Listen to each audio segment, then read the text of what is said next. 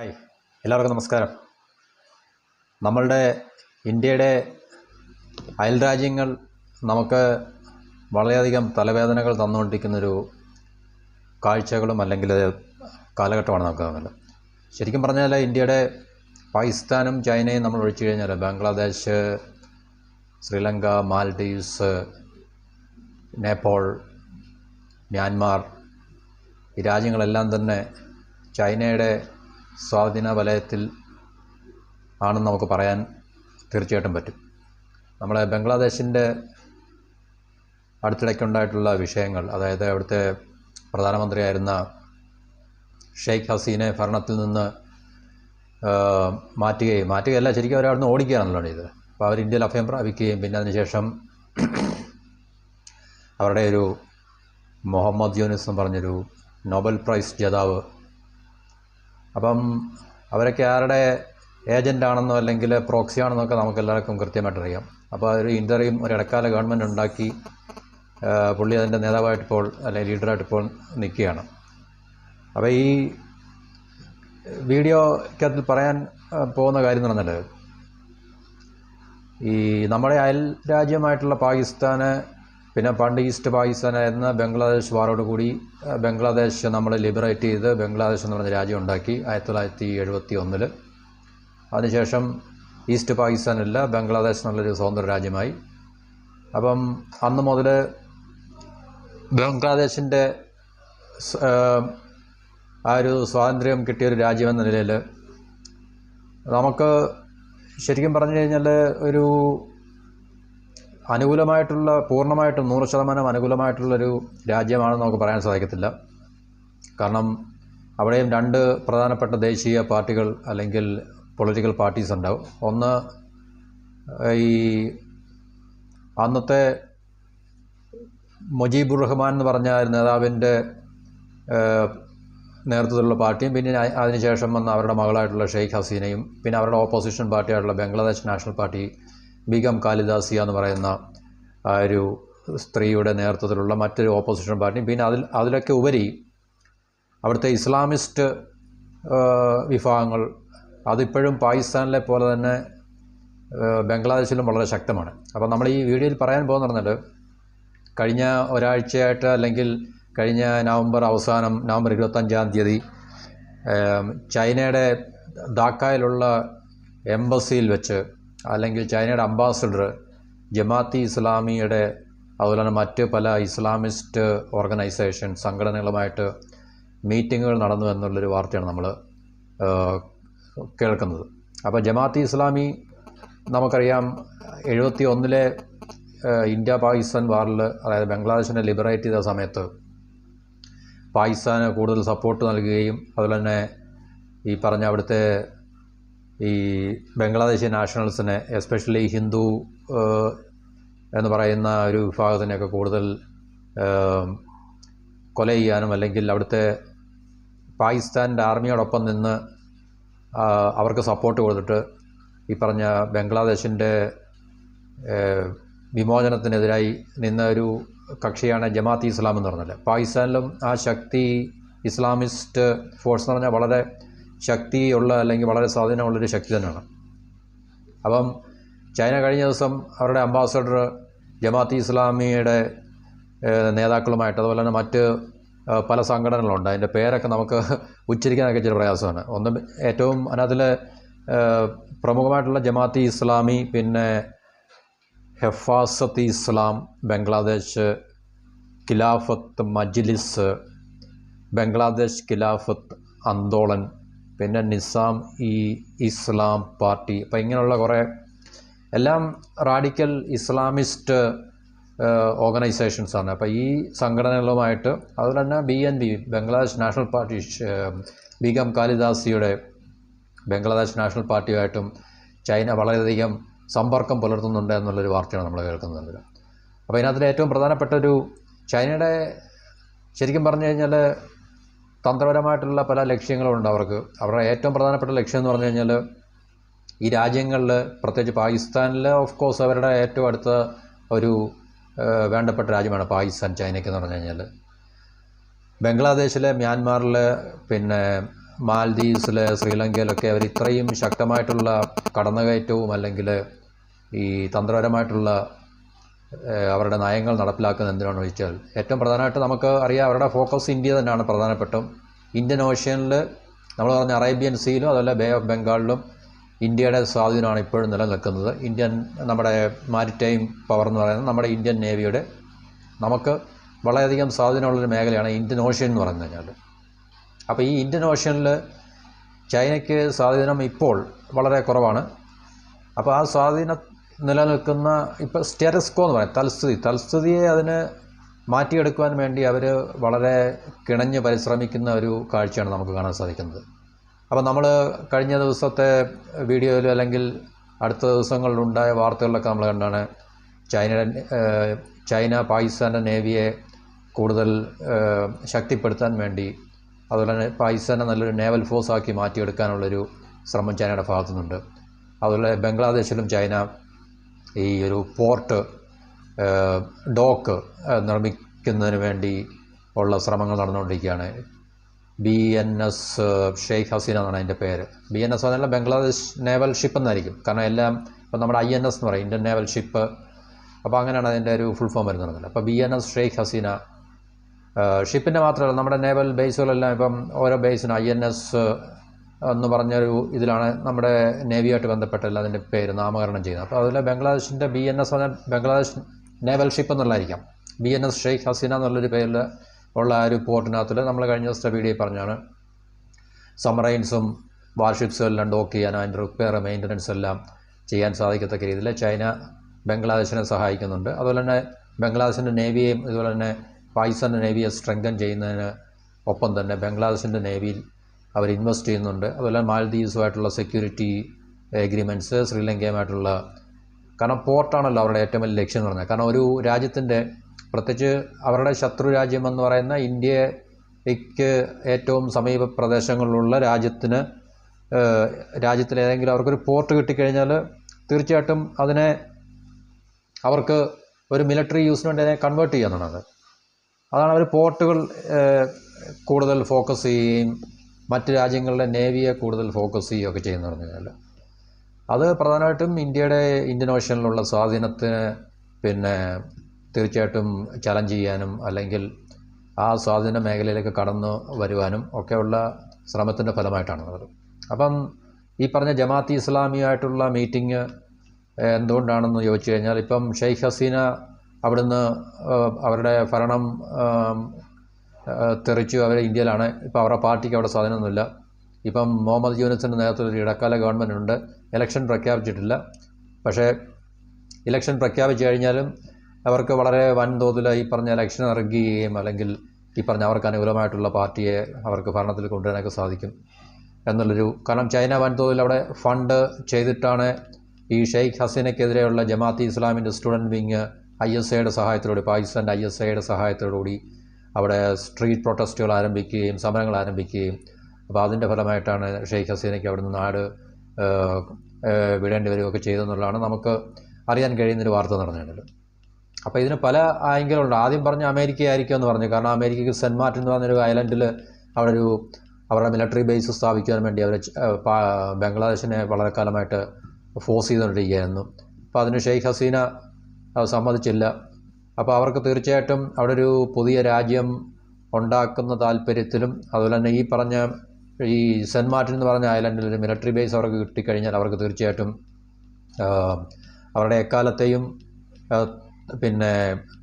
ഉദ്ദേശ ലക്ഷ്യമായിട്ടുള്ള ചൈനയെ അല്ലെങ്കിൽ ഇന്ത്യയൊക്കെ അവർക്ക് ഒരുപോലെ തന്നെ നിയന്ത്രിക്കാനോ അല്ലെങ്കിൽ അവർക്ക് അവരുടെ തോക്കിൻ കുഴൽ കൂടെ അവർക്ക് തീർച്ചയായിട്ടും നമ്മളെ ഭയപ്പെടുത്തി അല്ലെങ്കിൽ നമ്മളെ സ്വാധീനിച്ചും അല്ലെങ്കിൽ നമ്മളെ നിയന്ത്രിച്ച് അവരുടെ പരിധിയിൽ നിർത്താൻ സാധിക്കും. അല്ലെങ്കിൽ അങ്ങനെ ഒരു ലക്ഷ്യം അവർ മുന്നിൽ കണ്ടുകൊണ്ടാണ് അവിടെ തീർച്ചയായിട്ടും ആ ഒരു ഐലൻഡിനെ അവർ ലക്ഷ്യമാക്കുന്നതും. അതുപോലെ തന്നെ നമ്മൾ നമ്മുടെ മണിപ്പൂരിലുള്ള പ്രശ്നങ്ങളായിട്ടൊക്കെ നമ്മൾ അതിനെ താരതമ്യപ്പെടുത്തി നോക്കുമ്പോൾ കുക്കി എന്ന് പറഞ്ഞൊരു പുതിയ രാജ്യം നിർമ്മിച്ചിട്ട് ഒരു ക്രിസ്ത്യൻ ഡോമിനേറ്റഡ് ആയിട്ടുള്ള രാജ്യം ഉണ്ടാക്കി ഈ പറഞ്ഞ രാജ്യങ്ങൾക്കെതിരെ, പ്രത്യേകിച്ച് ഇന്ത്യ, ചൈന ഇതുപോലുള്ള രാജ്യങ്ങൾക്കെതിരെ അവർക്ക് നമുക്ക് എതിരെ പടയൊരുക്കം നടത്താനുള്ളൊരു സംവിധാനം ഉണ്ടാക്കുക എന്നുള്ള ലക്ഷ്യത്തിലൂടെ അമേരിക്കയും നീങ്ങുന്നുണ്ട് എന്നുള്ള വാർത്തകളുണ്ടായിരുന്നു. അപ്പം രണ്ടായാലും ശരി, നമുക്ക് ഇപ്പോൾ കാണാൻ കഴിയുന്ന കാഴ്ചകളിൽ കൂടെ നമുക്ക് മനസ്സിലായി. കാരണം ചൈനയുടെ ഇടപെടൽ ഇതിനകത്തിൽ കാര്യമായിട്ടുണ്ട് എന്നുള്ളത്.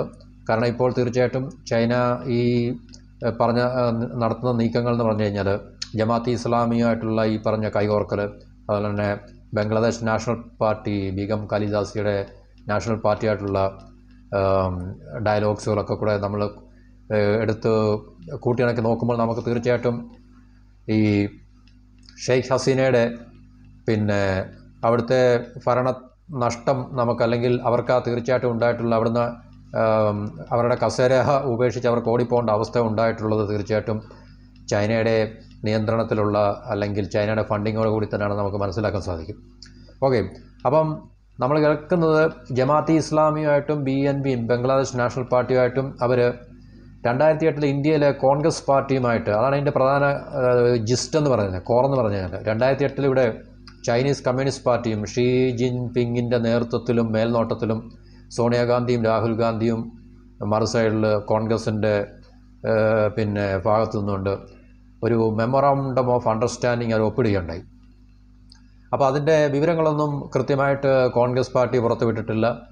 അതിന് നമ്മൾ ആ സമയത്ത് കഴിഞ്ഞ ഒരു വർഷം മുമ്പോ അല്ലെങ്കിൽ ആ ഒരു കാലഘട്ടത്തിലൊക്കെ നമ്മൾ ഇവിടെ ruling party NDA national democratic alliance വളരെ ശബ്ദകോലാഹലങ്ങൾ ഉണ്ടാക്കുകയും ഒക്കെ ചെയ്യുന്നൊരു കാലഘട്ടമുണ്ടായിരുന്നു. പക്ഷേ എന്നിരുന്നാലും കോൺഗ്രസ് ഇതുവരെ എന്താണ് ചൈനയുമായിട്ട് അവർ ഒപ്പിട്ടത്, ആ എഗ്രിമെൻറ്റിൽ മെമ്മോറാണ്ടം ഓഫ് അണ്ടർസ്റ്റാൻഡിങ്ങിൽ എന്തായിരുന്നു എന്നുള്ളത് ഇതുവരെ വെളിപ്പെട്ടിട്ടില്ല.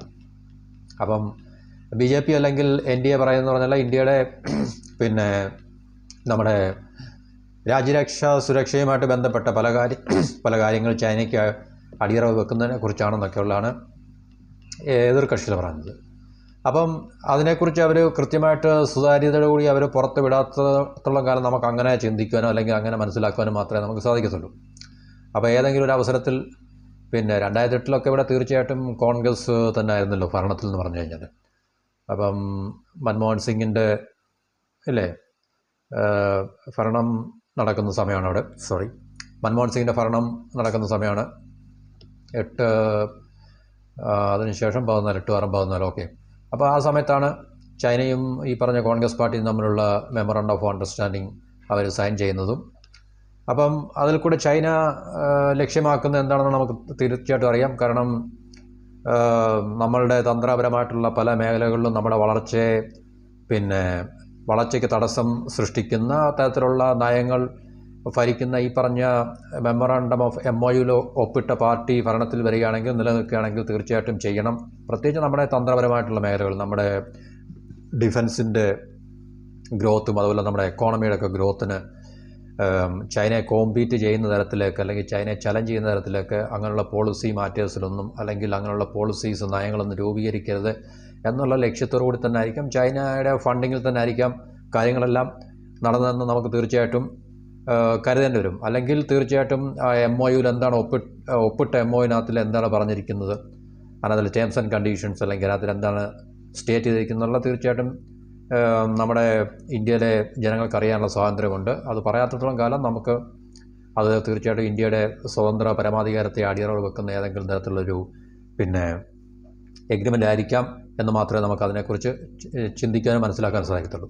അപ്പം അതേപോലെ തന്നെ ഒരു MOU ജമാഅത്തെ ഇസ്ലാമിയുമായിട്ടും ബംഗ്ലാദേശിലെ, അതുപോലെ തന്നെ ബീഗം ഖലീദാസിയുടെ നേതൃത്വത്തിലുള്ള ബംഗ്ലാദേശ് നാഷണൽ പാർട്ടിയാണല്ലേ BNP ബംഗ്ലാദേശ് നാഷണൽ പാർട്ടി, അത് തെറ്റാണെങ്കിൽ തിരുത്തണം. എന്നാലും ബീഗം ഖലീദാസിയുടെ പൊളിറ്റിക്കൽ പാർട്ടിയും ഈ പറഞ്ഞ ജമാഅത്തെ ഇസ്ലാമിയും തമ്മിലുള്ള ചൈന കമ്മ്യൂണിസ്റ്റ് പാർട്ടിയും തമ്മിലൊരു MOU ഒപ്പിടാനുള്ള സാധ്യതയുണ്ട്. അങ്ങനെ MOU ഒപ്പിട്ട് കഴിഞ്ഞാൽ തീർച്ചയായിട്ടും ഇന്ത്യയിലെ കോൺഗ്രസ് പാർട്ടിയുമായിട്ട് എന്താണോ ഒപ്പിട്ടത് അതേ തരത്തിലുള്ളൊരു MOU തന്നെ ആയിരിക്കും ചൈന അവിടെയും ഒപ്പിടാൻ പോകുന്നത്.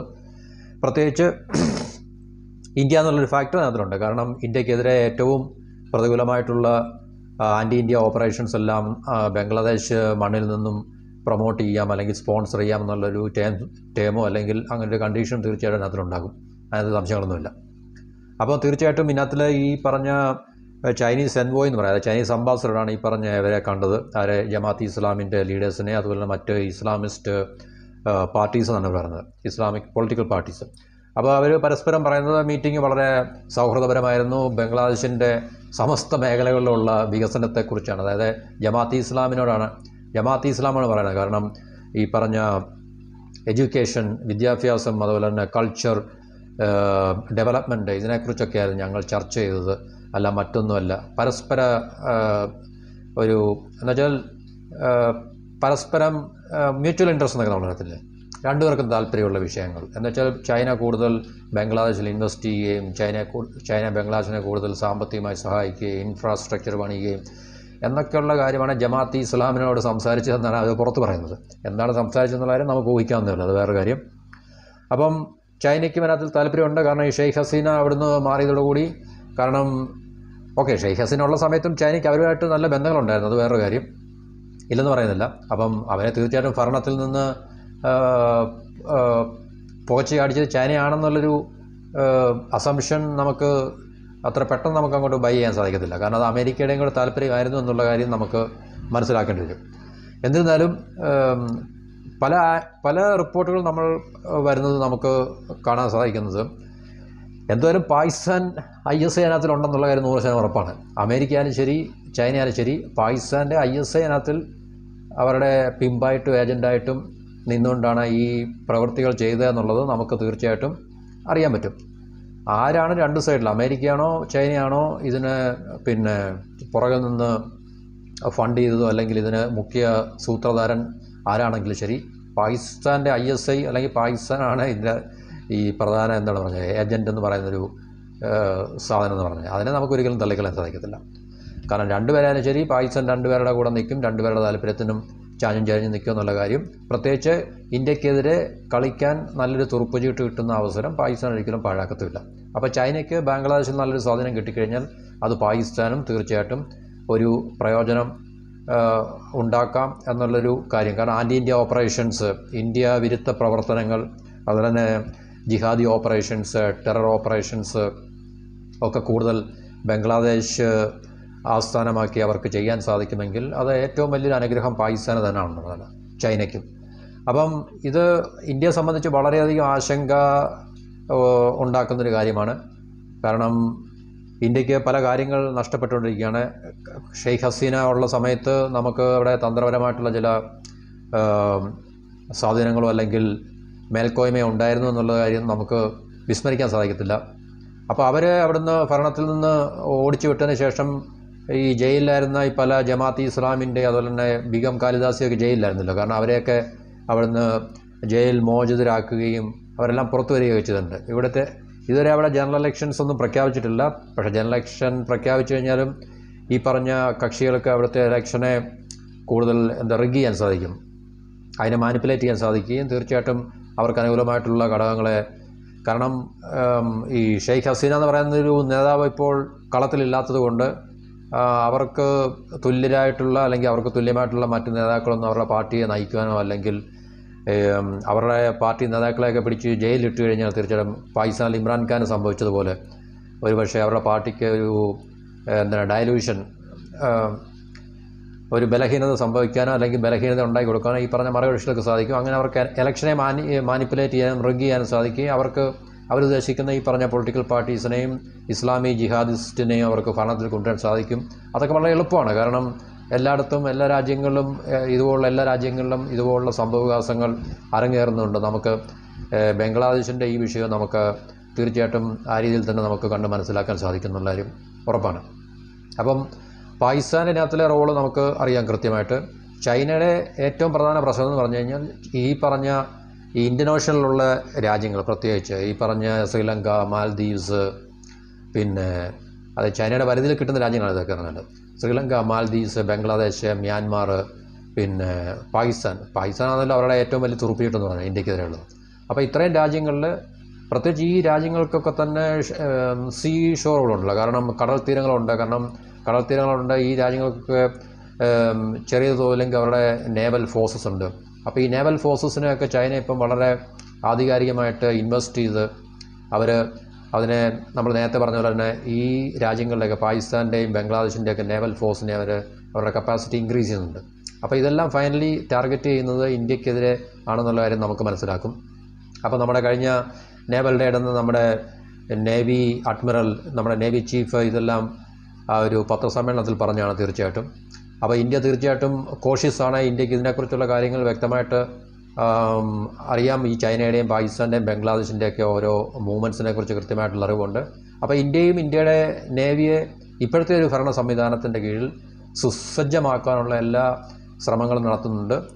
നമ്മളുടെ റിസോഴ്സിൻ്റെ പരിധിയിൽ നിന്നുകൊണ്ട്, നമ്മളുടെ വിഭവങ്ങളുടെ പരിധിയിൽ നിന്നുകൊണ്ട് നമ്മളുടെ സേനയെ ശക്തിപ്പെടുത്തുവാനും അതുപോലെ തന്നെ സേനയെ സുശക്തമാക്കുവാനും കൂടുതൽ മോഡേണായിട്ടുള്ള വെപ്പണറീസും മോഡേണൈസേഷനും ഒക്കെ ചെയ്യുവാൻ തീർച്ചയായിട്ടും നമ്മുടെ രാജ്യം അല്ലെങ്കിൽ ഭരണകൂടം പ്രതിജ്ഞാബദ്ധമാണ്. അവരത് ചെയ്യുന്നുണ്ട് എന്നുള്ളതാണ് ഇപ്പോഴത്തെ ഏറ്റവും ആശ്വാസകരമായിട്ടുള്ള കാര്യം. ഇനി മറ്റ് ഭരണ സംവിധാനങ്ങൾ ഇവിടെ മാറി മറിഞ്ഞ് വരുമ്പോൾ ഉണ്ടാകാൻ പോകുന്ന മാറ്റങ്ങളെക്കുറിച്ച് നമുക്കറിയില്ല. അപ്പം ഈ ധാക്കയിലെ ചൈനീസ് എംബസിയിൽ വെച്ച് അവരുമായിട്ട് മീറ്റിംഗ് ഉണ്ടായിരുന്നു. അതുപോലെ തന്നെ അതിനു മുമ്പ് തന്നെ ചൈനീസ് എൻവോയ് അംബാസഡർ ജമാഅത്തെ ഇസ്ലാമിൻ്റെ ഓഫീസ് സന്ദർശിക്കുകയും അതുപോലെ മറ്റ് ഈ പറഞ്ഞ ജിഹാദി സംഘടനകളുടെ ഓഫീസുകളൊക്കെ സന്ദർശിക്കുകയും അവരുമായിട്ട് സൗഹൃദം പുലർത്തുകയും കൂടുതൽ ബന്ധങ്ങൾക്ക് വേണ്ടിയുള്ള ശ്രമങ്ങൾ തുടരുകയൊക്കെ ചെയ്തു എന്നുള്ളതാണ് നമുക്ക് കേൾക്കാൻ കഴിയുന്ന വാർത്തകളെന്ന് പറഞ്ഞു കഴിഞ്ഞാൽ. അപ്പോൾ ഈ ചൈനയുടെ ഏറ്റവും പ്രധാന പ്രശ്നം എന്ന് പറഞ്ഞു കഴിഞ്ഞാൽ അവിടുത്തെ ഒരു പോർട്ടുണ്ട്. പോർട്ടെന്ന് പറഞ്ഞു കഴിഞ്ഞാൽ അതിൻ്റെ പേര് ഞാൻ പറയാം. അവിടെ ഇന്ത്യക്ക് മൊങ്ല പോർട്ട് എന്നാണ്. ബംഗ്ലാദേശിലുള്ളതാണ്. ബംഗ്ലാദേശിലുള്ളൊരു പോർട്ടാണ് മൊങ്ല എന്ന് പറയുന്നത്. ചിറ്റങ്കോങ് എന്ന് പറഞ്ഞാൽ അവരുടെ ഏറ്റവും ബംഗ്ലാദേശിൻ്റെ ഏറ്റവും ഒരു പ്രധാനപ്പെട്ടൊരു തുറമുഖമാണ്, ഏറ്റവും വലിയ തുറമുഖമാണ്. അത് കഴിഞ്ഞാൽ പിന്നെ ഉള്ളതാണ് പോർട്ട് ഓഫ് മൊങ്ല എന്ന് പറയും.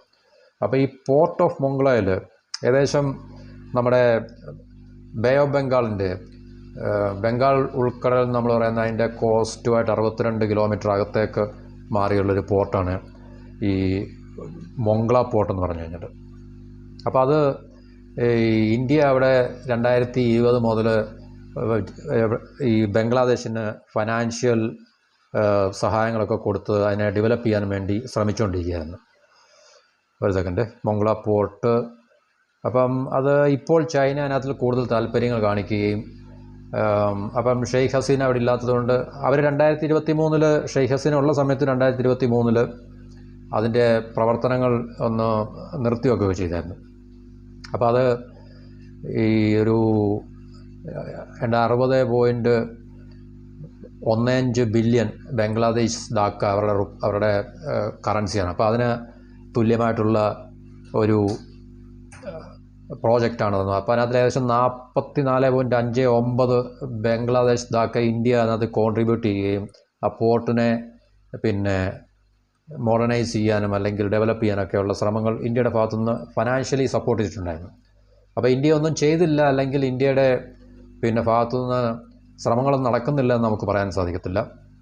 പക്ഷേ ഇപ്പോൾ അവിടുത്തെ ഭരണം മാറിയതുകൊണ്ടും അവിടുത്തെ രാഷ്ട്രീയ കാലാവസ്ഥ മാറിയതുകൊണ്ടും ഇന്ത്യക്ക് ഇപ്പോൾ അവിടെ ഒന്നും ചെയ്യാൻ സാധിക്കത്തില്ല. അപ്പോൾ ചൈനയുടെ കടന്നുവരവ് ശരിക്കും പറഞ്ഞാൽ ഈ പോർട്ടിനെ ലക്ഷ്യമാക്കിക്കൊണ്ടുള്ളതാണ്.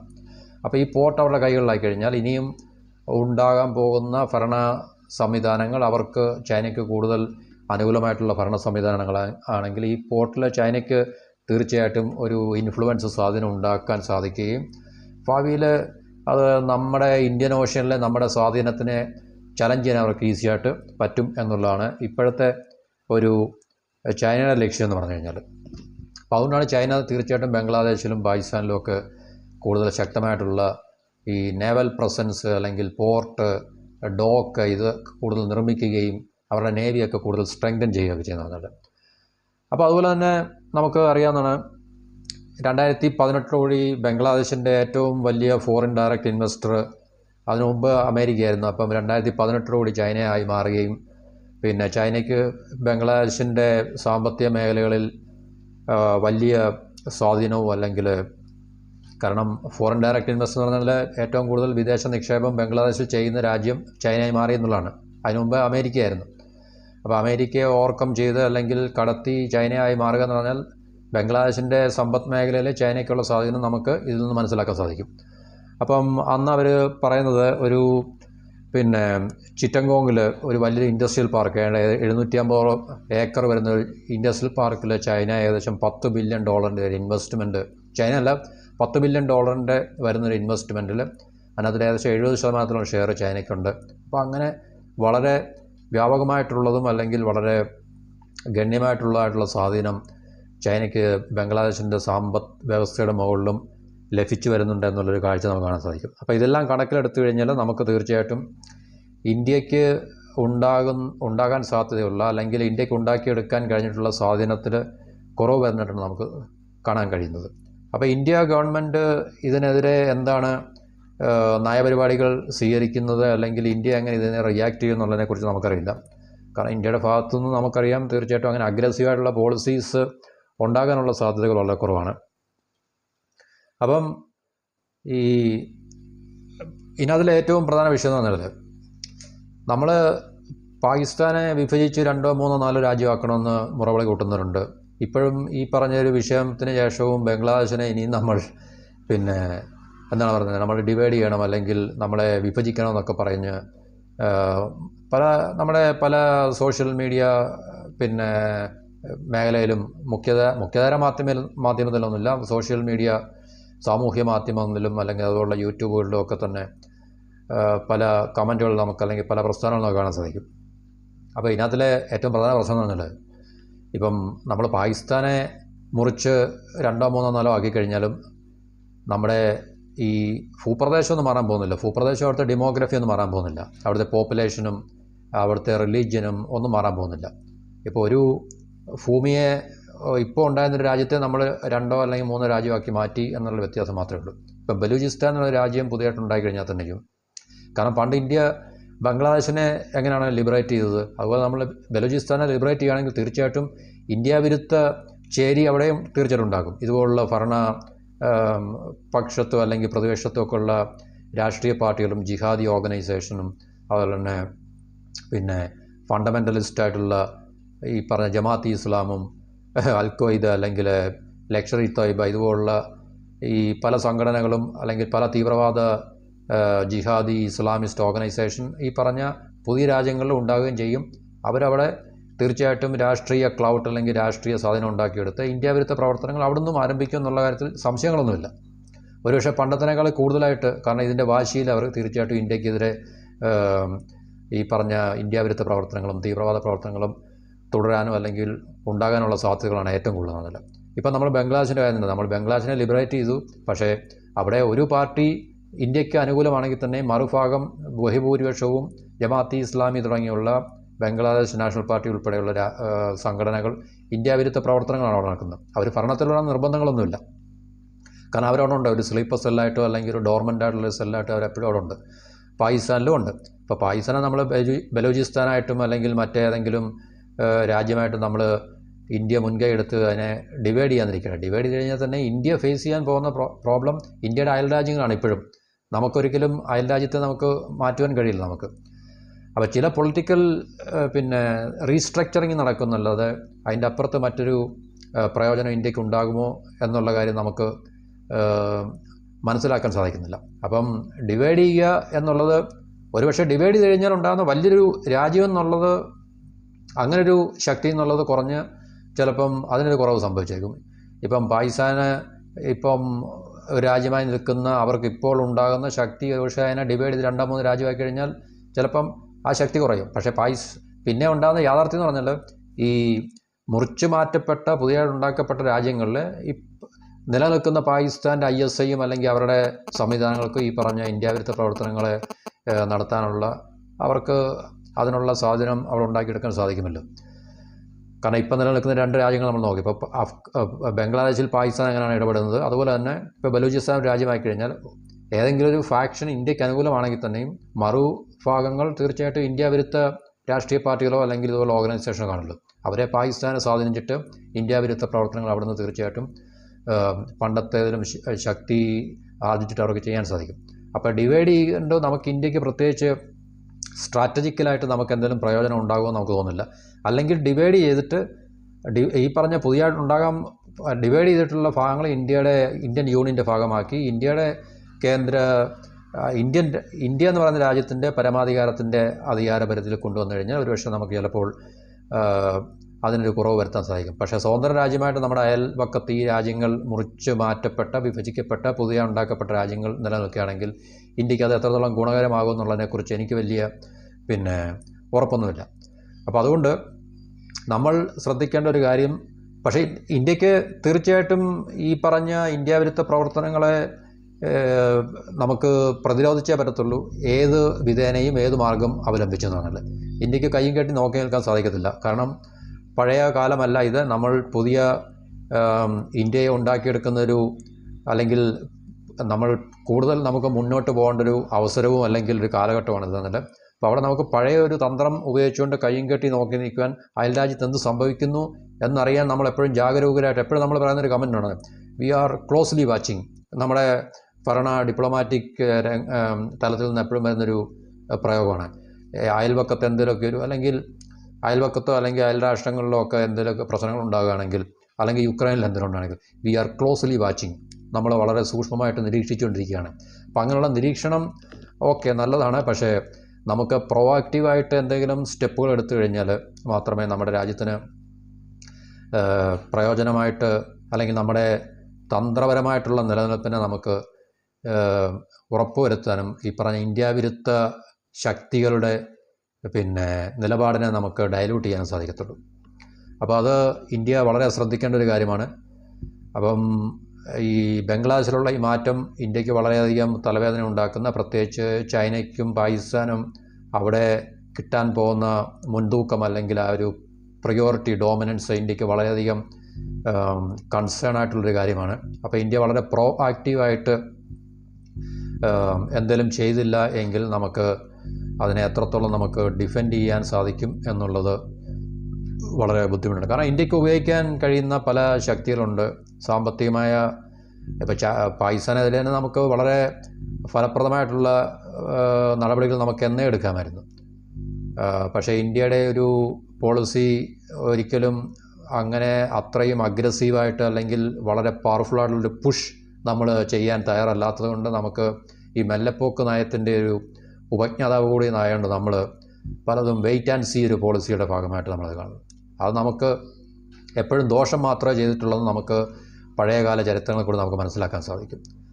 അപ്പോൾ ചൈനയുടെ ഈ പറഞ്ഞ ഒരു ഡോമിനേറ്റ് ചെയ്യാനുള്ള അവരുടെ ഈ ഇച്ഛ, അത് ഇന്ത്യക്ക് എത്രത്തോളം ദോഷമാണെന്നുള്ളത് ഒരു കാര്യം. പക്ഷേ ഇന്ത്യക്ക് ചെയ്യാൻ പറ്റുന്ന പറഞ്ഞാൽ ഇന്ത്യയുടെ സമ്പദ് വ്യവസ്ഥയെ വളരെ എളുപ്പം, വളരെ ഫാസ്റ്റായിട്ട് സമ്പദ് വ്യവസ്ഥയെ നമുക്ക് ശക്തിപ്പെടുത്തുക എന്നുള്ളതാണ്.